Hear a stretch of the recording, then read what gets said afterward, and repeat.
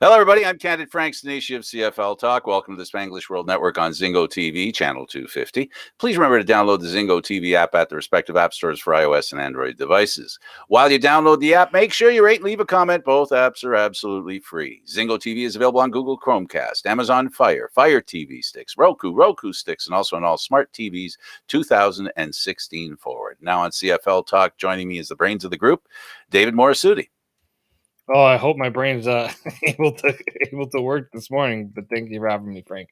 My pleasure. And you don't want to be the smartest guy in the room. If we're gonna have a good show, I got to have some brilliant people here. And obviously, anyway.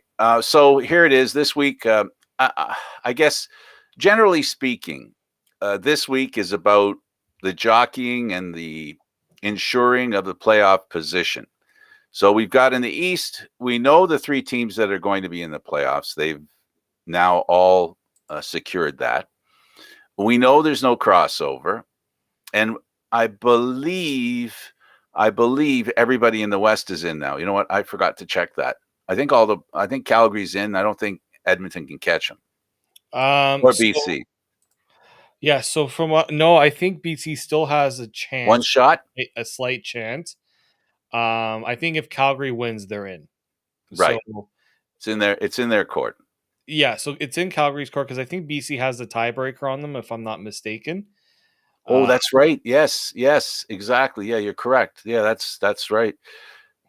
Well, what it means basically is I think it's a pretty safe bet, but nothing's guaranteed in the Canadian Football League or sports in general. If there's an opportunity for a team to make a charge, it can happen. We've seen it happen. We've seen teams in every sport make a charge late in the season, sneak into the playoffs, and even win the championship. So, the CFL is probably one of the most prone leagues for that kind of behavior. Yeah, I mean, it's really a lot of leagues now, a lot of sports. If you just manage to get in, it's always funny because there's always those teams that kind of just manage to squeak in that usually do the best. I mean, the Montreal Canadiens are the first that come to everyone's mind. We've seen in the CFL, Winnipeg had to play 2 road games before they could even get to the Grey Cup. That's never an easy feat for any CFL team. So yeah, it seems like some of the teams that are challenged a little bit more tend to overcome the adversity that comes their way. Momentum, getting on a roll. Exactly. And that's why certain teams are okay, we're in the playoffs, but we need to make sure that we are building momentum towards the playoffs. We can't just be satisfied with making it if we're not playing at our best. Absolutely wonderful. And it's important that teams and players do what needs to be done behind the scenes. A lot like on-air people, getting a haircut just before the show's on. Stuff like that's really important to get everything done so that when it's game time, it looks like there's nothing doing. It's all great. What we've also seen in this CFL season is we've seen ultra dominance. The Winnipeg Blue Bombers have been very dominant. It seemed almost as if against Montreal, when they decided to play, Montreal had no answer. Yeah, no, and I think there was parts in that game where I was looking, I'm like, okay, it looks like Montreal is trying to beat Winnipeg at their game, which is at the line of scrimmage, right? Get pressure on the quarterback, put up some yards on the ground. And it just seemed like as the game went on, Montreal was losing steam in that regard. I think, Trevor Harris surprised me a lot in that first half, but in the second half, when Winnipeg made the adjustments, he wasn't able to make those adjustments. It was, I think this was probably one of the few times where I feel like Winnipeg had been really tested. Other than the victory that the Argos had against. Yeah, I would say like recently, in probably the last few games. 9 wins in a row, so they've been on a streak. They've been on a streak, and they've been a team that's they've blown out a fair share of their games. So you want to see, can somebody finally step up and say, all right, we gotta we gotta show Winnipeg that they're not just gonna coast through the rest of the season. Absolutely. And they did just that. It's well, Montreal looked my description might be a little too severe, maybe giving Winnipeg more credit than they deserve, or not giving or giving too much credit to Montreal with their good start. Whichever way you go, the bottom line is, and what we're learning and what we're being reminded of in sports is, it really isn't how you begin, it's how you finish. And the start in the game between Winnipeg and Montreal was one that Montreal looked really good.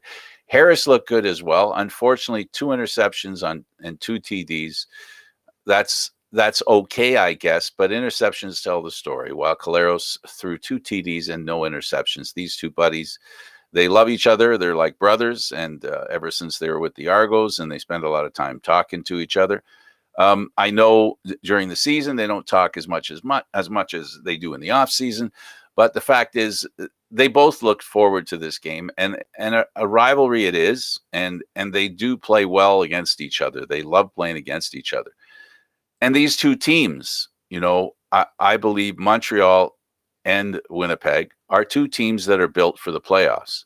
Now, can Harris, take the team those 2 steps they need to take? Either first, make it to second, and therefore only have to have one road game. Make it to first, only need to play one game, and make it to the Grey Cup. Those are the questions. Can Harris do that? I think he can. He's been there before, and he's definitely motivated. Yeah, I mean he's got a really good defense that he's playing with. Like that Montreal defense has really picked up over the last few weeks. It seems like the coaching change played a big factor in that. Um, I look at the fact that he has probably the best. I mean, no, sorry, not probably does. He does have the best running back in the CFL right now. That can take a lot of pressure off of him. It's just that one area that he was better in the red zone, but it's always going to be the biggest question mark with Trevor Harris because he's always had those opportunities but has never been able to capitalize fully on them. He's had a reputation early in his career of having red zone issues. He's a very talented and takes pride in his accuracy, and in the post game, he reminded people that he didn't need to be told that his accuracy wasn't the best, especially on one interception when he threw it over the receiver. Yes, he was being hounded, but he knows he has to make that throw. And unfortunately, when you're playing against a team like Winnipeg, I keep wanting to say Edmonton, Winnipeg, you can't make any mistakes. And that's essentially what makes, Winnipeg so dangerous and so good, is that they don't make mistakes, and they just enjoy capitalizing on the other team's mistakes.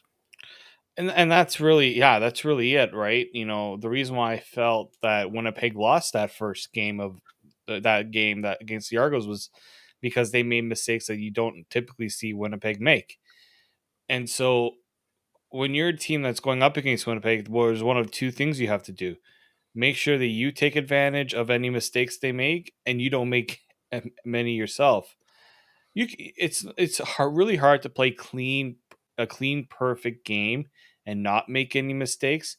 But it's the ones where you just go, oh, what is he doing there? Like what, like it's like very evident that it's a mistake that you should not be making. And I think there was the interception late when Montreal still had a chance to go for the tie, and Claros threw the interception. I think he actually overthrew the receiver who was wide open, and it went to Adam. I think it was the Adam Bighill interception.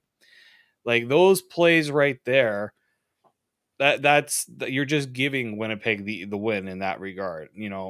They've earned it. They've earned everything they've done, but I think that when you look at this game in particular, there were opportunities for Montreal. They just didn't seize them in the way I think we've seen Montreal do it over the last few weeks. Yeah, and that's why Montreal lost the game. to Winnipeg, 31-21. Looking at BC and Hamilton, the cat fight that was what it was this weekend. We know that Hamilton needed to win this game. They need the tiebreaker to be effective, and for that to happen, they have to keep pace with the Argos and finish tied with them. They've done enough to win. Jeremiah Mazzoli didn't throw any interceptions, threw for 73.1%, 258 yards, 19 for 26 is the number. Don Jackson, a bit of a threat and didn't quite make 100 yards. Up against the opposite number where, Michael Riley only threw an interception. But this is the part that we talk about in the CFL that happens often and really shouldn't happen and can't happen. And that is where you get an effective looking quarterback where you have, for example, Michael Riley, 33 of 43, threw the ball a lot, 76.7%, 330 yards in advancing the football, one interception, no TDs. This is the CFL. This is what gives away teams that, have the offense but don't have the kill. Let's say, fortunately, they were able to make a field goal in this game because the two opportunities they did make. But I think, we heard after that game that Michael Riley complained about not being able to hear the plays coming into his headset, especially on that final drive where, chaos and you just need to know what plays are coming in, and there's not a good he can't communicate those plays properly. But again, with BC, they still had a chance in this game, even as good as Hamilton looked, especially Jeremiah Mazzoli. There were still opportunities in this game for them, and they just didn't have that execution factor in the critical moments, especially at the end of the game there. Like that last drive looked absolutely abysmal. You think that the team would have been a little more prepared for a situation like that, even if the headset's not working. Teams are usually able to overcome that in some way. I mean, the encouraging part, other than, the fact that BC lost, and that pretty much puts them against the wall in a hole to try to make the playoffs. Lucky Whitehead looked better. There was a distribution to the other receivers like Brian Burnham, Shaq Johnson, but I think BC still suffers from the fact that they don't have that running game or good enough running game, and they find themselves in a hole way too much. They were down 12-3 going into that halftime. 3 points in one half. Not many teams will overcome that. Yeah, they have, since Andrew Harris left them, have not found a person to replace his productivity. Yeah, no, and I think that's totally true. I mean, they've tried with guys like John White. They tried Shaq Cooper this year, someone that's had experience as a lead back, but it just seems like I don't know if it's the offensive style that they play with, but you think a running back in a Michael Riley offense would be able to thrive considering all the attention is going to be on Michael Riley. And I don't think we've really seen Michael Riley like we've come to see him over the last few years, especially in BC. And that's tough considering that was supposed to be the move that pushed BC forward, because what's the one thing they have needed for a long time? That's a number one quarterback. And it appears that you kind of need a little bit more than just a number one quarterback. Isn't that funny? Isn't that funny? Because really we sell, even on this show, we sell the fact that quarterbacks are so important and that they need to be a big part of the game and they need to make plays. Riley's making plays. It just seems like it's that last little play or that extra little play that he needs to make. He's got guys. I mean, Brian Burnham, the 50-50 ball, this guy's the 80-20 ball, or should say 20-80 ball he ends up with. Dominic Grimes is no slouch. No. And they've tried to work Lucky Whitehead, who has turned into one of the best receivers, combination runners in the league right now. So I think it boils down to what you're talking about, and that is the rush game. You know, they don't have the ability to run the ball in the red zone. And that's where running really becomes important because the play options shrink when you get into the red zone. You don't have as many options. When you're going when we're trying to, passes don't work as well because now you're passing into a closet or a walk-in closet at least anyway. So, it gets a little more difficult if you don't have a running game. So, yeah, this is the thing they have. They've tried, a lot of things like James Butler, 14 carries for 51 yards. That's an average of 3.6 yards. That's not enough for a first down. That gets you 7.5 yards, 7.2 yards. That's not enough for a first down. Can you do it 3? Yeah. Well, if they run 3 times, but are you gonna chance running for 3 yards every time 3rd and 3? I mean, it is all about breakaway speed and the ability to stay standing and running down the field. That's the kind of running back today in the Canadian Football League that is really necessary. You have to have the guys that can take, drag, run through the defense. Yeah, and look, you go look on the other side. Don Jackson averaged 6.7 yards. You don't expect a CFL. Only a few CFL running backs can average more than 6 yards per carry, namely William Standback.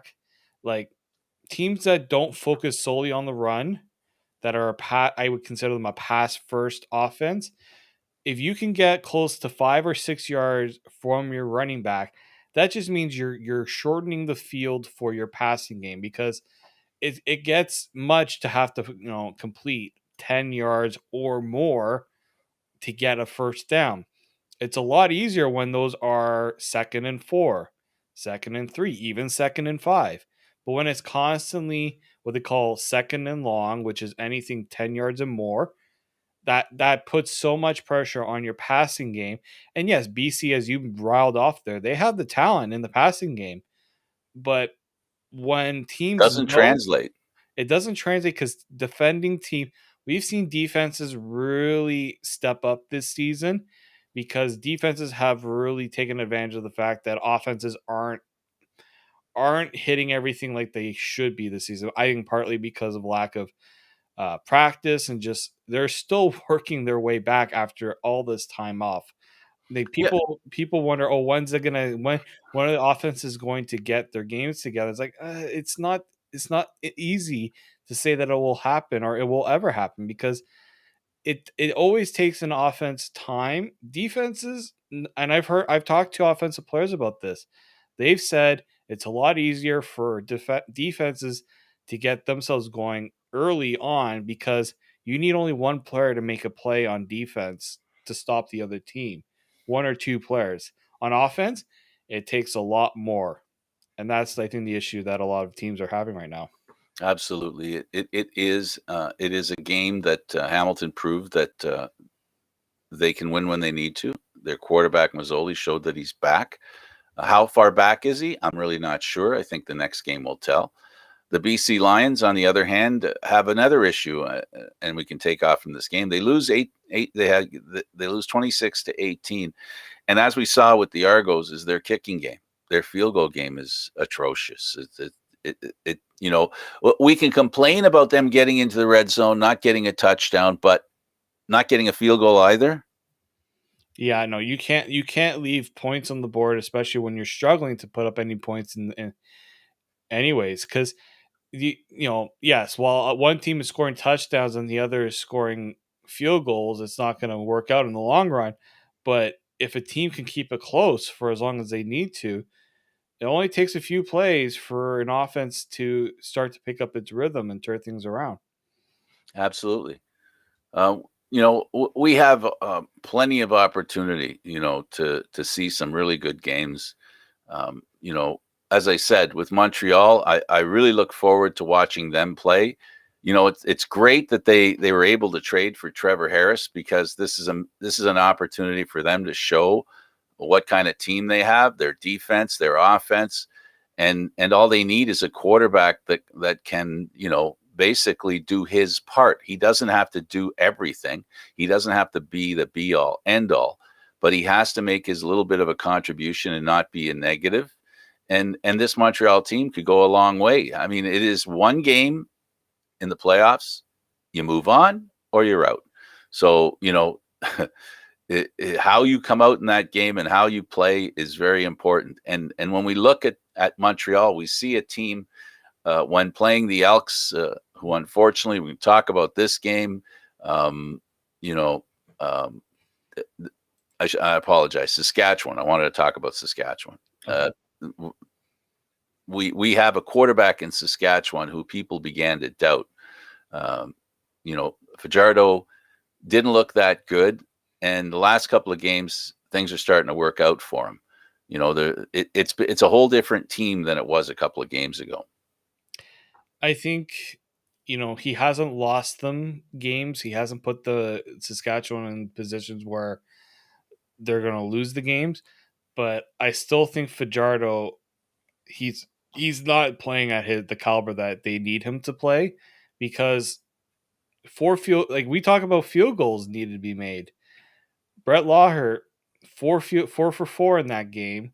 Um, I look at the fact that AC Leonard on defense has really picked it up for them. He continues to be, I think, probably their MOP right now, if you're going to look at their best player on their team. So I think right now Saskatchewan will take these wins because they're not catching. I mean, no one's catching Winnipeg, but the last thing you want is to have that one game be on the road. They want that game at home because we have seen they are a better team at home. So, yeah, I think 19. I think this is the second straight game where they've had 19 points in a game. Not many CFL teams win with just 19 points. But I think the fact that their defense is playing so well, I think the message right now just for the offense is get yourself in a position to score, whether it's a touchdown or a field goal. Defense will do its job to make sure that we continue to have a chance. You're 100% right. The fan factor is a big deal in Saskatchewan. Some of the best fans in the Canadian Football League, the most aggressive, loud, and helpful if you're the home team. They are a great fan base. But, should they get into the playoffs and up against Calgary, the Calgary fans aren't any slouches. And then there's the Blue Bomber fans that aren't so bad either. But Saskatchewan, that's why home field advantage is so critical, because it is home field and you get the support of your team. And, when your quarterback is under center, if he's not hearing noise, that gives him a little bit of an advantage. And when you're playing in noisy stadiums, which Calgary, Saskatchewan, and Winnipeg can be, Winnipeg a few years ago, I think in 19, they did a survey test, and they drew the conclusion that the loudest stadium is in Winnipeg and the second loudest was in Saskatchewan. So, these two Western teams want to be the home teams. We know that Winnipeg is cooled out. They'll be the home team in the first and only game that they'll play because they're going to finish first. So there's only that other option, as you point out, between Calgary, Edmonton, and BC, giving BC an outside shot to make the playoffs. Their fan base doesn't have the same kind of reputation, but when you're in a playoff game, it's amazing how excited the fans can get. Oh, for sure. I mean, for a lot of fan bases, the regular season doesn't mean as much, and when the stakes are higher, there's that tension, but there's also that, okay, it's the understanding that in one game we can actually make an impact in some way. I mean, it's some players learn how to deal with it. Teams try their best to coach players in those moments. I mean, I've been to my fair share of CFO practices where they try to replicate the crowd noise. There's only so much that you can replicate, but I think for Saskatchewan, we've seen how much home field has really meant for them, and we've seen how it hasn't really come together on the road for them. I was just about to look up their home record, their road record, because so they actually have an equal record home and away. So that's promising in that they're not just relying on being a good team at home. Um, it's just a matter of I think a lot of players will agree that there's a level of comfort that you have when you're playing at home versus on the road. And as you mentioned, a lot of that has to do with the impact that the fans can have in that. And I think just in large part, just the surroundings as well can be a factor as well. Absolutely. A good opportunity for, teams that are vying for the Grey Cup. We've got 7 teams right now that are in the hunt. We've got one that seems to be the favorite. And I don't know about you, but I'm listening. We watch the games on TSN, and we listen to the expert desk, and they talk about how Hamilton is a much better team than Toronto, and I'm not going to argue that point too severely. But whatever the advantage is that Hamilton has, it isn't as wide as it's been in the past. Toronto has closed the gap this year. Montreal, in fact, has closed the gap this year, and the difference between the 3 teams to me is negligible. I don't really see a major difference. It really will come down to first place. That will help immensely because it'll be great to beat the ones that get the bye in the playoff. The playoff works, and they'll be able to sit back and while the other 2 beat up on each other. And we know they'll beat up on each other because that's what the playoff format brings out in football players. It will be very physical. There is no other gear. There's only one gear, extra fast and hard. And that's what the teams are going to do, which is what, Winnipeg being such a physical team on the other side, David, the physical play in the the semifinals, the Eastern and Western semifinals. How important do you think the physicality is going to be? Oh, I think it's like I think a lot of teams right now, the benefit has been trying to get players back healthy and knowing that I mean we've seen some very punishing games lately. I mean, look, the weather's getting colder, so that's going to impact how players injuries flare up and how muscles can take a little less abuse because the cold weather will impact that. But I look at the last few playoff games, they're not always high scoring because they're just so physical and there's not much. Teams aren't giving things up easily. They're really tight. It's all about tightening things down and making sure that um, they don't make that mistake. And if they see a free shot, they're gonna take it. If they have a chance to put a little more pain and suffering on a player, they're going to do it. So yeah, and because offenses are really trying to fight, players are trying to fight for every yard. Players are really trying their best to extend plays. That usually leaves them in positions where they're going to take a little bit more abuse. And I think you're totally right on this one, Frank. Because if you look at the East, the last 3 division leaders. So if we look at the last 3 seasons, so Toronto in 2017, Ottawa in 2018, Hamilton 2019, all 3 of those teams made it to the Grey Cup. Partly because of, preparation, but also they get that extra week just to make sure that they are healthy. And I think that makes such a difference. I think even in the West, I know we know 2019 it wasn't like that. 2017, 27, and 2018, Calgary went all the way to the Grey Cup because they had that extra week. It does make such a difference, and even a lot of sports, having that bye does make a difference. So um, this is why this week in particular holds a lot of importance, especially in the East. Yeah, and you know what, David? When when you talk about Winnipeg, they're a very physical team. So, in as far as last year was concerned, I think they turned the physicality into their advantage, and all the way right to the Grey Cup. So it's their game. And I think teams that want to win the Grey Cup this year, all roads go through Winnipeg. I think whether you want to make it to the Grey Cup through the West You're going to have to beat Winnipeg, and the odds are very good that they'll be the team standing on behalf of the West. The Western Division team, being Winnipeg, will have the Eastern team to have to contend with physicality. Looking at that, the physical play, we all know the past few years, Hamilton has had a physical team. As physical as Winnipeg? Maybe not, but very close. They're a very physical team. Montreal has established, especially in their defense and their punishing running back, that they have the physicality as well. And this year, the Argos, I think, built a team of experienced players with a very physical approach to the game.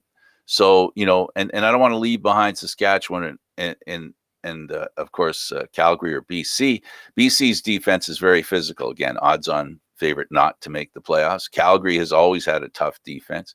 And Saskatchewan's another team that's very physical. So the physicality part of, if you love physical football, when that first play starts in each of the conference finals, it is going to be a tussle. It is going to be tough. That one game is going to be tough on the team that wins. That's the thing. So yeah, we both agree that physicality is going to be a key factor. The other thing that's going to be a key factor, and I'd like your opinion on how it'll be a key factor, the quarterbacks. How will they be able to negotiate a championship and or moving to the Grey Cup? I think quarterback play, especially in the West, I feel like more so because of the competition and what's at stake for them, right? Because really, Saskatchewan and Calgary have had many question marks about their quarterbacks from the start of the year to now. Will we see Calgary potentially, look a different way if Levi Mitchell isn't performing, right? In Saskatchewan, they're kind of married to Fajardo, and they're not going. I don't see any reason for them to move away from him, but it feels like they're putting their failure or success on what he can do. And in the East, you have three teams who going into the season, I would say, are going with maybe not Hamilton, but three teams that are not even starting the quarterback that they were planning to go with at the start of the year. Hamilton, there was a coin toss between Evans and Mazzoli. I think because of injuries, Mazzoli is putting it. It was put in there. I would still think that Evans would be the starting quarterback if he wasn't hurt. So the carousel of quarterbacks in the CFL continues to be, I think, the biggest storyline, and in a way, it kind of underrated because you see, teams now having to, maneuver how they would do with how they would maneuver the challenges of bringing in a quarterback late in the season. A lot of NFL teams, or so even in the NFL, I even CFL too, they don't like bringing quarterbacks in late in the year because you got to teach them the offense. So, and in a way, you have to redo your playbook to make sure that the quarterback can execute your offense. And a lot of teams have to kind of shrink the playbook so that there's certain ones that they can do. And so I think we're seeing that in Toronto with McLeod, Hamilton with Mazzoli, and Montreal with Harris. We don't know which quarterback I think right now will have is the best out of the three, and we still won't know until the playoffs happen. When Winnipeg brought Caleros in, he dressed in the third last game. He won 5 games in a row to win the Grey Cup. That week was last week, and it worked for them. So one less week for a new quarterback to come in and establish some sort of, success rate. It's a little late in the game. That's not to suggest it can't happen. I will say this. The mayor of Calgary is a long shot to start in the playoffs. I think Levi Mitchell's the guy. The question I asked, and now question answered, is can Levi Mitchell be the quarterback he was since the injuries he's had the last few years? Can he be the pre-COVID quarterback that he was? The way we'll know he is the downfield passes, the 30-yard receptions, the big plays, the trick plays that he's notorious for as well, where they make some plays that confuse the defense. He's going to need that to be successful for him, and that is keeping the defense guessing and being able to pitch the ball downfield and have the guys there that can make the catch. So far this year, what's happened is that he has had an inability to connect with those guys at a long distance. So that's the thing that he's going to need. If I look at Saskatchewan, Fajardo has to be able to run with the ball, stay healthy, and also he needs some protection. Part of the problem that Fajardo had, during the season when he had problems, was he lacked a little bit of protection, and at some point, I guess, also in defense of the offensive line, he's not been. Things have not come to him as easily as they might have in the past. So we have to see him in the pocket with some confidence, time, and the threat of running out of the pocket for him to be successful. We don't have to say anything about Caleros. He just has to do what he's been doing since he got to Winnipeg. In the East, McLeod Bethel Thompson has not played well starting a game.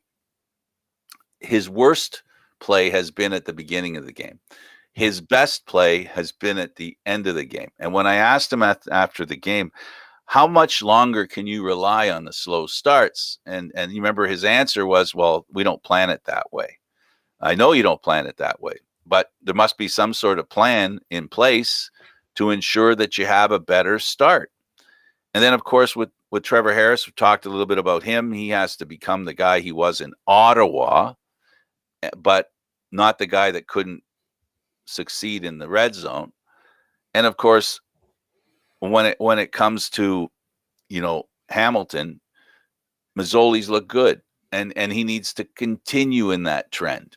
But there's no guarantee with him because he can tend to throw some grenades out there. So, he's got to be consistent. The touchdown to interception ratio has to be good for him to be successful. That's how I see the quarterback. No, I do too. I mean, there's only so much quarterbacks can control in certain aspects. If a receiver doesn't run the right route, or if he drops it, or if he tips it, those are things quarterbacks can't control. But mistakes, and we've seen McLeod. I mean, in that game against Ottawa, there were mistakes that were clearly his fault. You see it based on his reaction after throwing, those picks. He knows that he made the mistake. The real question here is, will a team finally, and I think in a lot of cases, certain games that the Argos have lost, teams have figured it out, but the Argos have been very fortunate that their defense has picked up the slack in that regard and not made Toronto pay for those mistakes. I mean, Ottawa probably should have won that game based on the fact that they were Absolutely. missed field goals that were Good coming off Lord. of turnovers in that game, and Toronto was able to win it because their defense really stepped up, and then their running game took some heat off of the quarterback. And I think right now, if you're Toronto, you need to look at your offense and your running game and say, we're going to need you. And I think that was part of their success early on, is they were getting the running game going. So they weren't passing as much. They were able to make the field a little bit shorter, because how many of these players are now coming on second and long? We said it about BC, and I think the same could be said about Toronto. And you got a quarterback who right now his confidence is a little shaky at the start. Well, what's the best way to take some pressure off it? Get some of those tough yards on the ground to make the field shorter for him. Really, it's the second. If I'm going to be a little critical on McLeod, it's really the second quarter, because we've seen him have okay starts, and then it kind of falls off a bit, and then he picks it up when he needs to. But that can get very exhausting mentally. Well, That's it, probably the it, biggest concern. it gets exhausting for the fans. I mean, just listen to what they say on the internet. I mean, it's just so many people have jumped off the McLeod Bethel Thompson parade wagon. They're not happy with him. I look at it simply as he has been able to do what needs to be done at the last second. I just don't know how you can rely on that kind of play because, at some point your luck's going to run out. You got to be good to be lucky. I believe that. Luck isn't everything. You got to be good to be lucky. You got to create the environment where luck helps you out and bad luck doesn't affect you. And, the tale of two teams, the team that the Argos have this time around compared to the team they had last time around. The team they had last time around, the one thing they didn't do is that they weren't able to come out in the second half with a plan that helped change the course of the game. This is the biggest thing that I think coaching, whether it be the defensive coordinator, in Jones or the head coach in Dinwiddie, you can pick your poison, but they've done a good job at halftime to address issues and turn the game around. Now, that's more than just the players. So, that's important, that coaches create, a game plan, make decisions, use players that give the team an opportunity to win. And the Argos have done that. And I really think that, they believe in Thompson, I think, because Thompson's able to make those big plays.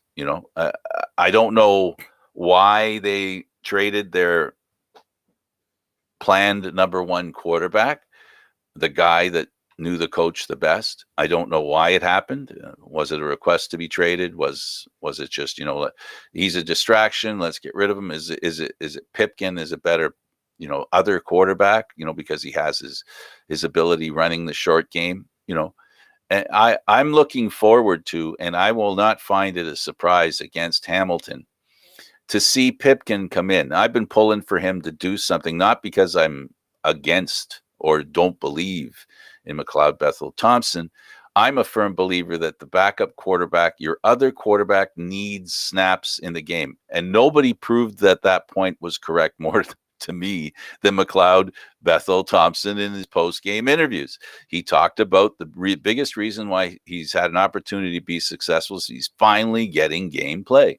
So, to me, that's the best backing of my point, and allowing Pipkin to be under center for a little while, maybe a quarter or something. I don't know whether against Hamilton or a better opportunity against Edmonton. That's what I'm looking forward to this week or in next week's game. No, I think you're totally right in that. You commend Ryan Dinwiddie. Maybe we saw that he pulled the plug on him second game of the year, which not surprising when you saw how he was performing. And then you see now he's showing a little more restraint, and he even admitted to it when in that game against BC that he thought about taking him out, but that he really wanted to give his quarterback the chance. Well, I sorry to say this, but Friday's game is pretty much the game for the division. That is it. And if you lose that game, we know how tough Montreal can be. We know how the last game against Montreal went for Toronto. To say that you would lose they already know how much home field means for them. 5-0. They're perfect at home. They do not want to lose that opportunity. And so maybe understanding the gravity of that game, because I don't want to say they played down to Ottawa at all, but Ottawa didn't present the same challenge that Hamilton did. Yeah, and you've got to also give credit to the fact that the coaching staff and the players in Ottawa are professionals, and professionals with pride. I mean, you can play over your head. There's an effort factor here, and Ottawa showed that they have the character to be ones that give an effort. I mean, they brought in a quarterback who'd never, Duck Hodges never threw a ball, in the CFL. So, the way they played was great. Unfortunately, what happened to them is what happened to a lot of teams that have played the Argos, where their kicker is the best kicker in the game. I almost equate it to having the best goalie in hockey. In this case, in talking about points when they're necessary, like in hockey with the goaltender, saves that are necessary, right? To keep your team within striking distance, or just do enough to beat the other guy on the other side. And that's what he's done. Beatty has done that the last 3 games, if my count is right. Yeah, no, I mean, right now it's hard to not look at Boris Beatty as the team's most outstanding player, most important player, because he's not just making kicks for field; he's making tough kicks. Absolutely. Kicks that a lot of CFL kickers are struggling with. Kickers are struggling with 35 to 40-yard field goals, and he's hitting them from 50 plus at ease. And if it So wasn't, much so that some field goals that he believed he had, and other people believed he had, and others in Hamilton didn't. They and with that much distance, with yeah, that much distance, unable, and make it, but leave it in question because it goes over the goalpost. He has a plenty of leg, and it was interesting. That game was very interesting, and that field goal in particular was very interesting because we forget how much leg he has. we also forget that if it wasn't for those kick, like how many of these games have the Argos won by 1 or 2 points? A missed Absolutely. field goal, one missed field goal could lose them a game. And this is, I think this is, if the Argo, this is where, and you and I talked about this, Frank, 2019, 2018. There were a lot of games where they lost because they couldn't get a field goal. Yeah, That takes away points. we saw 2017, it. Yep. look at 2017. Liram Hairulahu made some big kicks, not only in the playoffs, but in that Grey Cup, in that weather, they would not have had a chance. And I think we're starting to see a lot more teams now really put some, get that good field goal kicker and don't let him go, because that can make or break how you perform in a crucial game where every point matters. Yep, that's all Winnipeg needed was a kicker. One of the best kickers in the Canadian Football League, Castillo, to come in and play for them. So, they got that shot. And the other thing is the game against Saskatchewan in the semifinal, where Haralahu kicked the ball that was kicked into the end zone where they couldn't give up the Rouge. So, also kicking under pressure. That's the thing that, an old wily veteran like Beatty, he's been there and done that. So he doesn't shrink at the competition. So that's another thing that's important. So in the kicking game, every team can have some warts. Hamilton's kicking game, I'd be happy with that. Bertolet's been pretty good, pretty consistent. He's made some kicks. He wasn't the reason why the Argos beat them. No, he's not. And, I just think that, the Argos are probably counting their blessings on a few occasions, because I look at games where, yeah, they have won games because the other team just didn't have that BC game. That game should have been over when the Argos had to punt the ball away because they mismanaged the clock. But they got away with it because the BC kicker couldn't make the 3 points and could only get the one.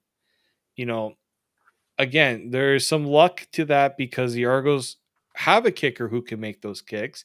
You mentioned it. You have to be good to be lucky. Well, the reason why they're lucky is because they have such a good field goal kicker that can hit in those pressure packed situations. And so I think the good thing for them is they're at home on Friday. Their kicker is confident and can make those kicks. Uh, and I think that is going to be very important, especially in that first half, because we saw it with BC. If BC had any chance in that game against Hamilton, it was trying to find more points, and they couldn't find them. And I think the Argos, fortunately enough, have been able to find points, even if they're not 7 points and they're 3 points. We're down to the last few minutes, and I don't want to miss out on this opportunity to pass on my condolences to the Angelo Moscow family, the Hamilton Tiger Cats, and people to forget that he actually played for Ottawa for 2 years and won a Grey Cup in Ottawa as well. My biggest and most memorable moment, as a young lad watching the Canadian Football League, and the fact that he was one of those Canadian Football League players that made it to wrestling, known as the meanest man in the Canadian Football League. And his old age, he didn't let up. Ask Joe Cap. I mean, that was the most that promotional thing that Cap and he were at. Cap was 73 at the time, Mosca 74 at the time, and they had a real go. And Mosca used his cane. All I know about Angelo Mosca is that he was one of the main characters that I think he led a group of great characters in the Canadian Football League in that era. It was sad, and it means something when not only the CFL community is showing their condolences, but people you normally don't see talk about the CFL. I think that's where Angelo Mosca really shone and really had his mark, is that he touched on many people who may not have known a lot about the CFL, but they knew about him. It's very sad. It was very sad to hear that he was dealing with Alzheimer's, and that Yeah, it was a very. I mean, those are tough. It's such a tough battle, and we know how me. I do remember that Great Club clip when you were talking about it. That thing it made him very famous. I mean, he was already famous in Canada, but it made him very famous oh, they outside of talked about it on ESPN and every sports network in the United States, and it was, because Joe Cap was a well-known football player. He went to Minnesota, and he had a really good career there. The list of Canadian Football League quarterbacks that made it to the NFL and did well. He was one of the guys that was the flagship guy, if you will. He was the standard bearer for the Canadian Football League's talented quarterbacks playing in the NFL. Yeah, and you So you when he went at it with Mosca, you're right. Oh yeah, I know. It was. I do remember, because then I had to. I mean, when you see that, and I didn't know the background to it, so then I did read into it, and it's just so crazy to think that something that happened so long ago still drew the ire of these players. And it also shows just how much things like that. We see it on the field now. Some players will hold it in for a little bit, but they won't hold that grudge for decades afterwards. It just shows how Unbelievable. much that mean to them in that point in their careers. And shows the kind of, pride they have, and Exactly. old fashioned, geez, I'm trying to figure out the right word. I Something to do with conviction. Yeah. There's a conviction to those players and those Canadian Football League players at that time. They didn't hover around each other after the game and shake hands and stuff as much. It wasn't that kind of. They played the "you're the enemy" card a lot. We talk about it sometimes in sports, and we wonder about the friendly nature of team of players like we see in basketball a lot. We don't see it as much as in hockey. We see it in We football. We see it see a it in little bit in basketball. hockey, but not to the Yeah. same degree. No. And people are like, some within the sport, in that particular sport like hockey, or against it. They say, no, no, no, that, Burke has been very clear he doesn't like that kind of stuff. Neither does Cherry, right? So the old guard don't understand, the conviction of being a teammate and wearing that crest, that you take it to your grave. You don't just take it to the last buzzer. You take it, you keep taking it. And I guess Angelo Mosca, I think as a leader, one of the first people to make it into, wrestling, and to make it so big and become so popular and make so much news. Um, I'm going to miss the guy, because that's what he represents to me, an old type of football that just, I don't think we see it any longer. No, there's only few players that can really impact the game when they are done or when they're not playing on the field. I mean, for us, we know here in Toronto, that's Michael Pinball Clemens. Yeah. Um, Different character. just different care. Even if you look at the even south of the border, you look at a guy like John Madden, guys that can relate out off the field, and people who don't watch the game will say, "I know this guy," And that's where I think Moscow, like, it's just such a rare breed that I think you're totally right, Frank. You're not going to see as much of it. Some are pushed into it, LeBron James, Michael Jordan, like those guys, because of their reach and companies are going after them. But in an organic way, just based on their personality, it's a very rare thing. I don't think we're going to see it much longer anymore. Absolutely. Well, David, that was a fun show. Always fun with you, Frank. Thank you. For David Morassutti, I'm Candid Frank Stanisci. Thank you for watching CFL Talk, airing live Mondays at 1 p.m. Eastern Standard Time. The show can also be heard on the Spanglish World Radio Network. For CFL Talk news, entertainment, and sports programming we offer, please check out spanglishworld.ca. Spanglish World. Watch it, hear it, read it, download it, and live it. Thanks for watching, everybody. Enjoy the football.